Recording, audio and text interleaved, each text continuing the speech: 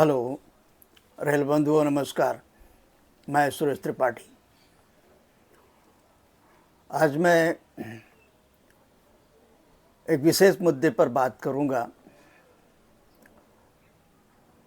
जिससे आप लोग अपने विचारों के हिसाब से सही गलत ठहराएं और उस पर अपना पार्टिसिपेशन करें, विचारों के माध्यम से, कमेंट के माध्यम से, और वीडियो को ज़्यादा से ज़्यादा शेयर करें जिससे बात दूर तक पहुँचे। ये विषय है डीआरएम, जीएम और बोर्ड मेंबर। ये जो लगभग 100 के आसपास उच्च अधिकारी हैं, उनको हाउस रिटेंशन की परमिशन क्यों मिलनी चाहिए, ये बड़ा प्रश्न है। और रेल के 11-11.5 लाख रेल कर्मचारी अधिकारी इस बात से प्रभावित होते हैं। इस बीच में मैंने इस विषय को उठाया, बहुत सारे इनपुट मिले, बहुत सारे लोगों ने इस पर अपने विचार व्यक्त किए। हमने उनको कंपाइल करके प्रस्तुत किया। उसका लिंक भी हम डिस्क्रिप्शन में डालेंगे, आप लोग देख सकते हैं। इसके पहले वाले वीडियो में भी मैंने इस बात को थोड़ा सा जिक्र किया है। उस पर भी लोगों ने अपनी बहुत उत्साहवर्धक टिप्पणियां की हैं, फ़ोन करके अपना फीडबैक दिया है, सहमति जताई है। इस मुद्दे को पुनः रिपीट करने का उद्देश्य केवल ये है कि ये बात सरकार के और मंत्री के संज्ञान में आए और वो इस बात को कंसिडर करें कि ये कितना उचित है। ये लगभग 100 अधिकारी एक दूसरे की खैरख्वाही करने या हित साधन करने के लिए नीतियों में, पॉलिसी में फेरबदल करते हैं। कहते हैं, बल्कि ये परंपरा है कि आप कोई ऐसा डिसीजन नहीं ले सकते हैं जो आपके निजी स्वार्थ में हो या आप स्वयं उसके बेनिफिशरी हों। मगर ये 100 लोग यही कर रहे हैं। जो भी नया सीआरबी आता है वो पुरानी गलतियों को दोहराता है, बल्कि उनमें और इजाफा करता है और वृद्धि करता है। मैं किसी अधिकारी विशेष के खिलाफ नहीं हूँ, ना मैं किसी प्रकार से उनके प्रति पूर्वाग्रह से ग्रस्त हूँ। जो बात नैतिक रूप से सही नहीं है, गैरकानूनी है, करप्शन वाली है, उसको व्यवस्था के संज्ञान में लाना ही मेरा एकमात्र उद्देश्य है। और जितने सीनियर लोगों ने वो रिटायर हो गए हों या वर्किंग में हैं, उन लोगों ने इस बात पर सहमति जताई है जब मैंने उनसे पूछा कि इतने सीनियर लेवल पर आने के बाद हाउस रिटेंशन की परमिशन क्यों मिलनी चाहिए। उन्होंने इस बात से सीधे सहमति जताई कि नहीं मिलनी चाहिए। उन्होंने इस बात को जस्टिफाई भी किया कि जब डीआरएम या जीएम या मेंबर में पोस्टिंग होती है तो उन्हें नॉमिनेटेड, डेजिग्नेटेड या ईयरमार्क बंगलो प्रोवाइड किया जाता है। ऐसे में पुरानी जगह पर उनको हाउस रिटेंशन की परमिशन देना अनुचित है, गैरकानूनी है, इल्लीगल है, अनैतिक है। और ये टैक्स फ्री आय की बचत और करप्शन से भरपूर है। दूसरा, उन्होंने ये भी कहा कि जब आपके पास स्कूल गोइंग बच्चों, नाबालिग बच्चों या board exam high school inter के तक, या जो दिव्यांग बच्चे हैं, गंभीर लाइलाज बीमारियों से ग्रस्त हैं, उनकी देखभाल के लिए हाउस रिटेंशन की परमिशन पहले से है, पॉलिसी है पहले से। तो ये अलग से इन 100 लोगों के लिए को लाभ देने के लिए अलग से पॉलिसी क्यों होनी चाहिए? नहीं होनी चाहिए। बहुत साफ कहना था उनका। तीसरा पहलू, उन्होंने इस बात का स्पष्टीकरण किया कि जब आप पुरानी जगह पर अपना आवास रोक कर रखते हैं तो उससे मातहतों में, रेल से जुड़े ठेकेदारों में, बाकी लोगों में एक मैसेज जाता है कि आप पुनः वापस आएंगे। इससे उनके मन में एक भय व्याप्त रहता है कि आप आकर के पुनः उनको नुकसान पहुंचा सकते हैं या उनके ऊपर बैठ सकते हैं और उनके करियर को बाधित कर सकते हैं। इसलिए कोई चूं चपड़ नहीं करता, कोई खुद से आवाज़ नहीं उठाता। मगर अब ये अति हो गई है, इसलिए अब लोग कसमसा रहे हैं। लोग इस बात को पूरी तरह से शेयर कर रहे हैं। उनको जबान दी है सोशल मीडिया ने, तो वो अपने विचार व्यक्त कर रहे हैं।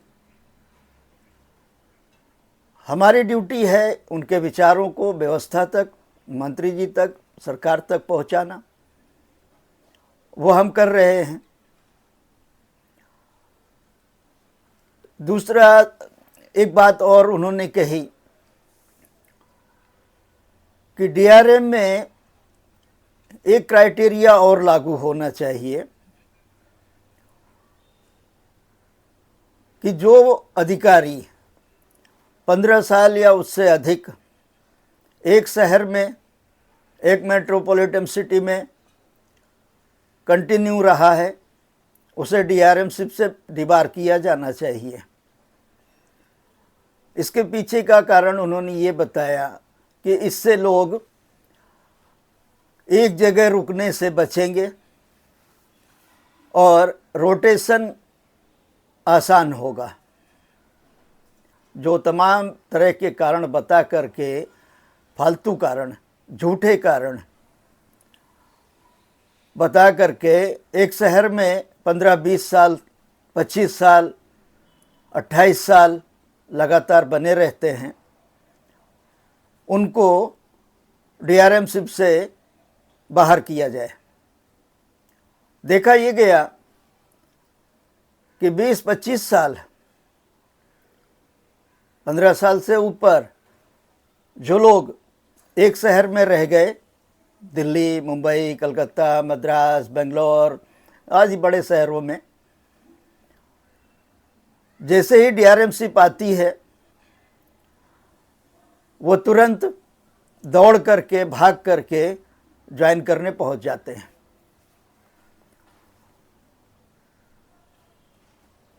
इसी तरह उन्होंने इस बात का भी जिक्र किया कि जो अन्य मंत्रालयों में, पीएसयू में डिप्यूटेशन पर चले जाते हैं एक ही शहर में बने रहने के लिए,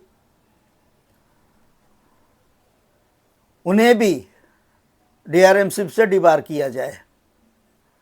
इसका कारण उन्होंने ये बताया कि ये पैराशूटर हैं, ये एक शहर में बने रहने के लिए कभी ग्राउंड लेवल पर काम नहीं करते। इनका ground level working, field level working का इनको नॉलेज नहीं होता। मगर डीआरएम में चूँकि भरपूर अधिकार का प्रयोग होता है, भरपूर सुविधा होती है, भरपूर एंजॉयमेंट होता है। केवल यही नहीं है, काम भी होता है। मैं ये नहीं कह रहा हूँ कि आप वहाँ पर फुर्सत में बैठ कर के सुविधाओं को उपभोग करते हैं, काम भी होता है। मगर जो लोग फील्ड में काम नहीं किए हैं 10-15 साल, 20 साल, उन्हें डीआरएम में काम करने का कोई औचित्य नहीं है, क्योंकि वो व्यवस्था को कंट्रोल नहीं कर सकते। और ये फील्ड में देखने को मिलता है। इस तरह की जो समस्याएं हैं, मंत्री जी को इस बारे में संज्ञान लेना चाहिए।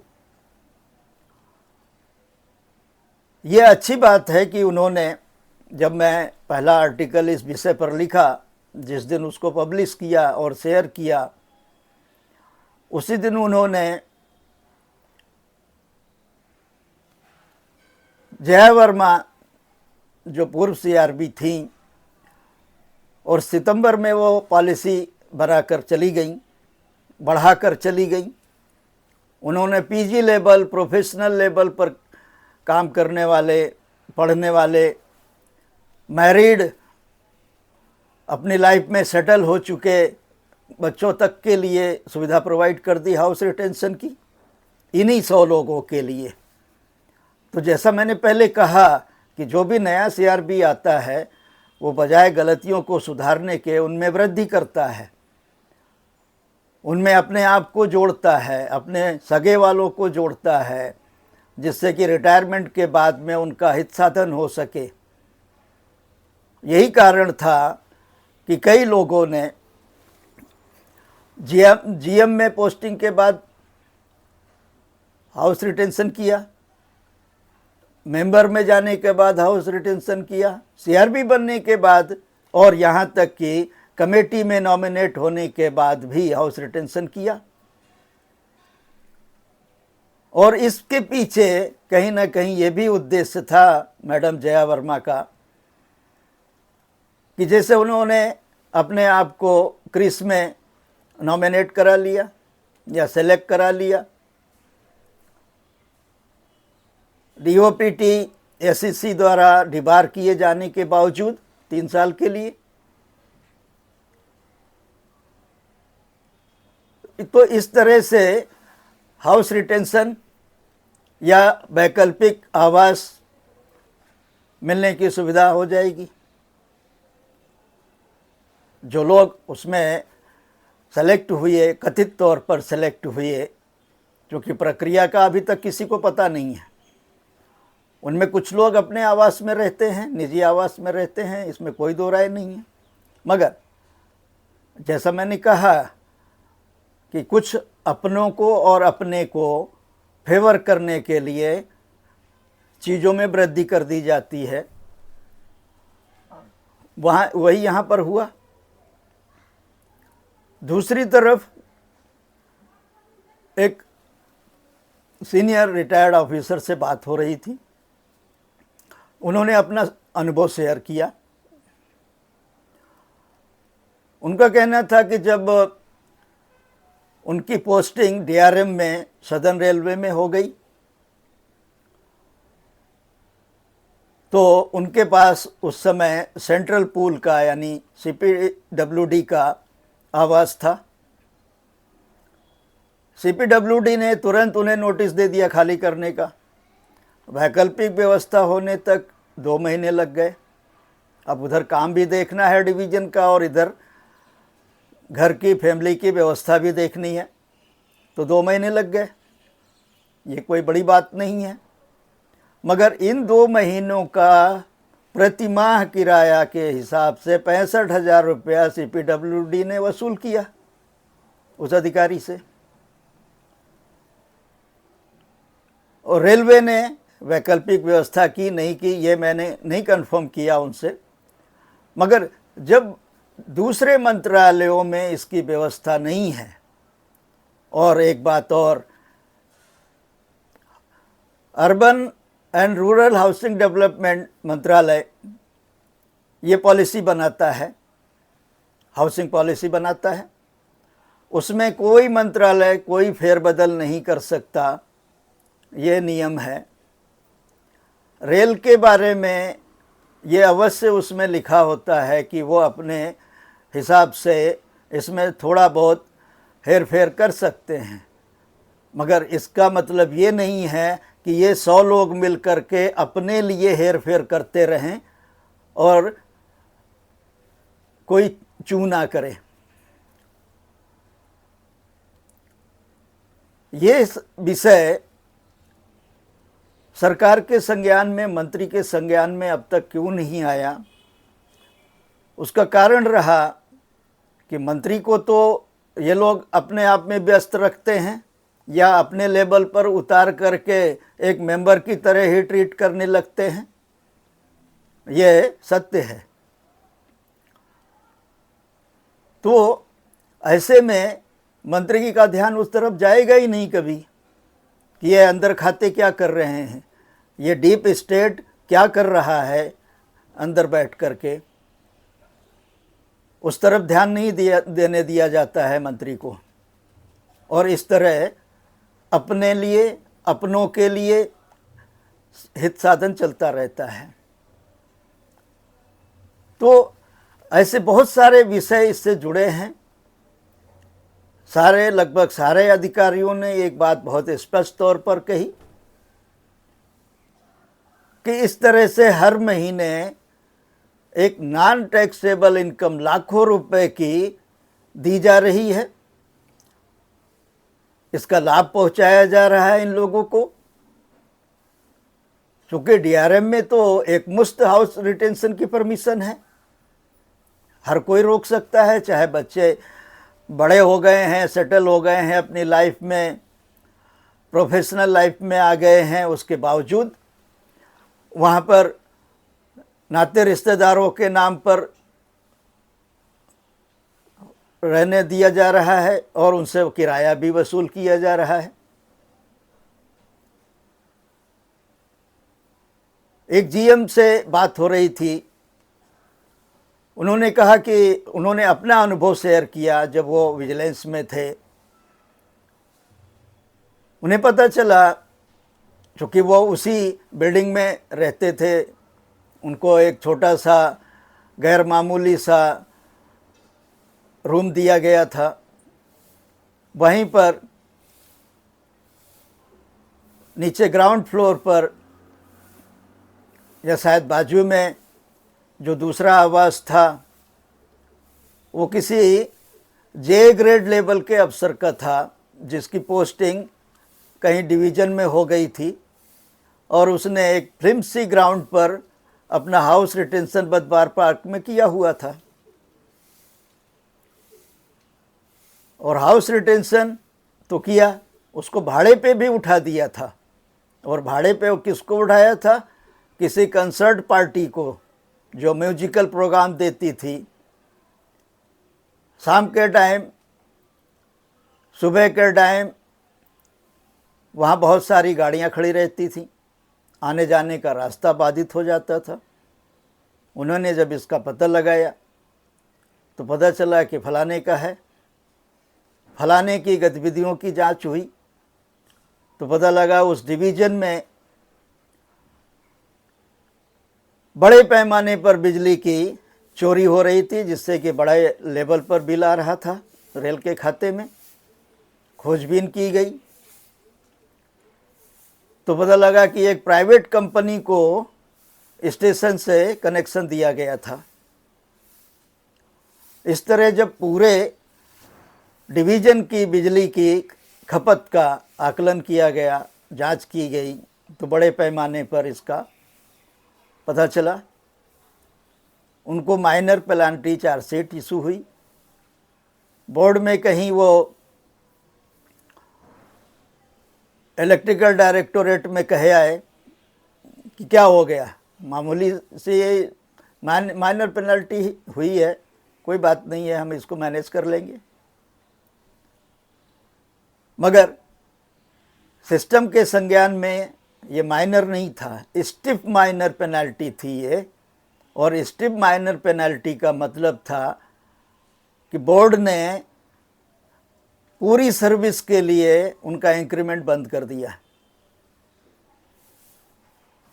तब उनकी समझ में आया कि गलती कहाँ हुई। तो अगर इस तरह से ऐसे जीएम, ऐसे अधिकारी के तौर पर काम किया जाए, सजग रह करके, ये उनका रिवेंजफुल वर्क नहीं था, ये सिस्टम को दुरुस्त करने का काम था। इसी तरह से उम्मीद की जानी चाहिए कि बोर्ड अपने आप में सर्वशक्तिमान है, मान्य है, मगर क्या यह अनैतिक कार्य उसके लिए शोभा देता है, इस पर विचार करना चाहिए। चूंकि ये अनैतिक है, गैरकानूनी है, नॉन टैक्सेबल इनकम का बड़े पैमाने पर लाभ देने वाला है और करप्शन से भरपूर है, इसलिए भी ये जो 100 अधिकारी हैं ये व्यवस्था को नियंत्रित करते हैं, चलाते हैं। ये 12.5 लाख लोगों के ऊपर बैठते हैं, उनके क्रियाकलाप को सुपरवाइज करते हैं, नियंत्रित करते हैं, व्यवस्था को चलाते हैं। इसलिए अगर यह कोई आदर्श पैदा करते हैं तो वो अनुकरणीय होता है और यही उन्हें करना चाहिए। अगर आप ऊपर बैठ करके आदर्श नहीं बनाएंगे, मापदंड नहीं गठित करेंगे, तो व्यवस्था में सुधार कैसे होगा, लोगों की मानसिकता में सुधार कैसे होगा, ये आपको विचार करना चाहिए। और मंत्री जी से मेरा आग्रह है, इन 11, साढ़े 11, 12 लाख लोगों की तरफ से जिस वजह से उनका मन उद्वेलित हुआ है, उनकी मना स्थिति का ध्यान रखते हुए इस विषय पर उचित संज्ञान लेंगे और इस बात को, इस व्यवस्था को, करप्ट व्यवस्था को पूरी तरह से खत्म करने पर विचार करेंगे। यही हम सब का आग्रह है। बहुत बहुत धन्यवाद।